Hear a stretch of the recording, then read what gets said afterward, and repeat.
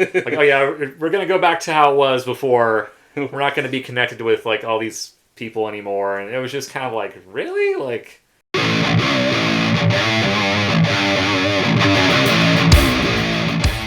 Hey guys, welcome back to Fly By Night Reviews. I'm your host Kiren. I'm Dom. Today we are going to do the final episode of The Mandalorian Season 3, Episode 8. This one's called The Return. What did you think of this one, Dom? This episode pretty much encompassed like the whole season. It had good parts, but it was pretty messy. Yeah, my expectations were here. Yeah. And it was kind of about here in delivery, or I think, kind of like it just sums up the whole season. It was just sort of like, you know, each episode you're thinking, okay, how long is this episode going to be? Right. Or how short is this episode going to be? Is it going to kind of be good? Is it going to be bad? Like, it's never just like, I was excited, and then until I wasn't excited. And, yeah. And that's a good way of putting it, yeah. Yeah, and it's kind of disappointing because it had so much potential, and I feel like they squandered so many cool plot points in this one single episode in like literally like 5 minutes. Like they just squashed any sort of like cool, like, oh, they could have ran with that for like the next like 4 seasons or however long they want to do The Mandalorian, but they were just like, nope, we're just gonna. Yeah, it's pretty much encompassed the entire season. Yeah, and it's just like, okay, it starts off with a lot of action. Yeah. It feels like it almost could have been the same episode as episode 7. Yeah. Like, it could have continued. They should have just done that. This has made 7 episodes and had the last final episode be like an epic, like, right, hour and a half. Although this episode is only like, like 40 minutes or something like that. And that's with the credits. So. Yeah. But yeah, it's just, it kind of basically takes off from episode 7. Bo-Katan kind of like, warns all the other Mandalorians, like, oh. And, at this point, I was like, okay, this is where the twist is going to happen. Right. Yeah, and because of the title from last week's episode, you're thinking, okay, where's the spy? Who's going to... Yeah, I forgot his name, but it was like the Axe Wolf. Yeah, how he takes off and he goes on the Mandalorian ship and he's just like, Bo-Katan needs our help. We need to get out of here and everybody go. And I swear to God, I thought he was like, okay, he's the spy. Or right. He's I was expecting him to like shoot the guy that was on the deck. I was expecting him to shoot him in the back or something. Because even he gave this weird look like, what? Are we supposed to be doing this? Right. And nothing happened. Like, it literally was just like, what the hell? Like, I mean, there were so many, like, opportunities to kind of, like, bait and switch. And I kind of, I know a lot of people don't like that kind of stuff, but I honestly like the twists, like, and... Well, especially when you're set up for something. Yeah. They very much made it seem like something was going to happen. Yeah, but even... It didn't. Yeah, even with the armor, like, having the spikes on her helmet and having...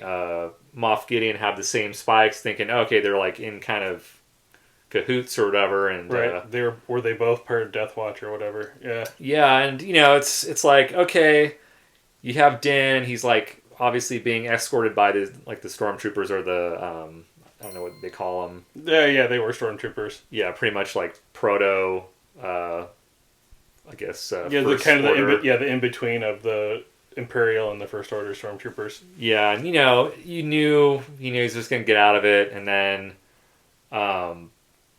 they get to that like section where it's like the Phantom Menace laser walls or whatever. Oh yeah, and I'm surprised how much they need like the droids in this episode. They kind of relied on that a lot, I wasn't even aware that R5 was on the planet with them. Yeah, me either. I was just like, okay, I mean, I didn't really think anything of it because I was just like, okay, cool, I guess. Yeah, but I guess that was convenient, and definitely that was another callback to like the movies. Oh yeah, especially when the little jetpack arms, yeah, or legs or whatever he had. Yeah, and and of course, Grogu's just like helping him as well, Like it's weird. It's like who's helping who? It's like it almost seems like Grogu helps Din more Yeah. this season than the reverse or the opposite, whatever. Yeah.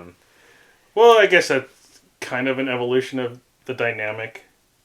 So I can forgive that a little bit. Yeah. Yeah. I mean, it's cool. I mean, I think that it was clever to have him be suited up in that that droid. So Right. it had some kind of okay, he's a little bit more helpful and Not completely helpless. yeah. And then the thing that made me upset about this episode was the whole Moff Gideon the cloning thing, and yeah. I was like, okay. I was down with the cloning and cloning him, and then it literally was like they go into the room, they see the clones, and then they destroy them. and then it's like, and then when they confront Moff Gideon, it's like, so you destroyed my clones. I try to get them to be force sensitive, but now I have to start over again. It was just that's it. They seriously were building that up, thinking I was like, okay, maybe they're saving that for Ahsoka or Thrawn or something. Right. But it was just what the hell? They totally dismissed that opportunity to all the theories online this is how they're going to do Snoke, or this is going to explain how Palpatine came back. Nope.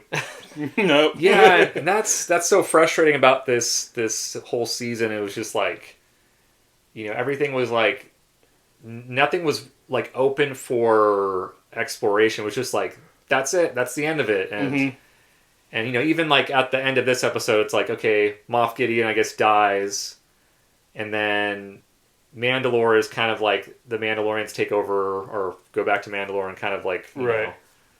They're together again. But it's just everything was just so oh yeah, and then was it Din was okay, talking to that one rebellion fighter. Oh yeah, I remember at the bar. Yeah. And he's just oh yeah, so I'm gonna be with Grogu now, we're just going to be doing jobs here and there. And it was pretty much setting up the next 3 seasons or 4 seasons. Oh yeah, we're going to go back to how it was before. We're not going to be connected with all these people anymore. And it was just kind of really? That's all they could think of? And I don't know. Yeah, that was very, I mean, that sounds better. Honestly, just to go back to oh yeah, we'll go on these missions for you, but yeah, we don't need this overarching stuff. Yeah, I mean, they could have, honestly done both if they really just sort of I think Grogu and the whole dynamic just sort of Disney's just yeah, we got to capitalize on. Yeah, I was hearing that the original plan was to keep Din and Grogu apart for at least half the season, which would have been probably better. Yeah, I mean, because you gotta think of it as this. Okay, shows Game of Thrones or House of the Dragon that I've watched. Each episode is just a cliffhanger. You're kind of, and it's all part of the bigger story. Right.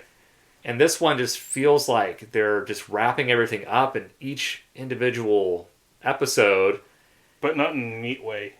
Yeah, and it's kind of it's a really messy way that they're wrapping it up. And then why are they so short? You have Andor, all those episodes were an hour long, and then you have this the Mandalorian was just short, and it's just I don't understand. Is it the special effects? Is it I don't know what the reason is, but the one of the things I did appreciate, but it's just the way they went about it was just destroying the Darksaber. Yeah, that thing comes with way too much baggage.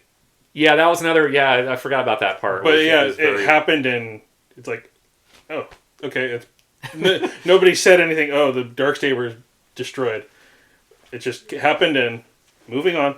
yeah, that was kind of very abrupt. It was almost I guess compared to Last Jedi when Luke just tosses the lightsaber. Although I love that moment in that movie. A lot of people complain about it, but yeah, I think another thing they didn't really. They didn't really talk about the Paz. Oh, yeah. The last Vizsla, Mandalorian who was killed. Like they didn't mention him. They Yeah. at least have a ceremony with them, and then someone also mentioned Din and Bo-Katan never like said goodbye. Like it was just like That's true. They never had. Yeah. And then and of course Din's like, okay, I want Grogu to be a Mandalorian or His apprentice rather than the foundling. Yeah. And so it's like you'll be known as Din Grogu, and I was like, wouldn't it be Grogu? Or what's his last name? Jarn. Jarn. You know, it's like. Well, no, because I know like some cultures they do the last name first. Okay. But then that doesn't make sense for Bo-Katan and her sister. Yeah. We're just making it up as we go, folks. Yeah. Yeah, overall, I mean, it was a good episode. It was just like, it could have been better. It had baggage. Yeah, the season could have been better, but it is what it is. Well, that's it for today's episode. Hope you guys enjoyed that. As always, if you like this video, be sure to like and subscribe below. Leave a comment. Let us know what you think of The Mandalorian. Season 3, was it good? Let us know. And on that note, we will catch you next time. Peace.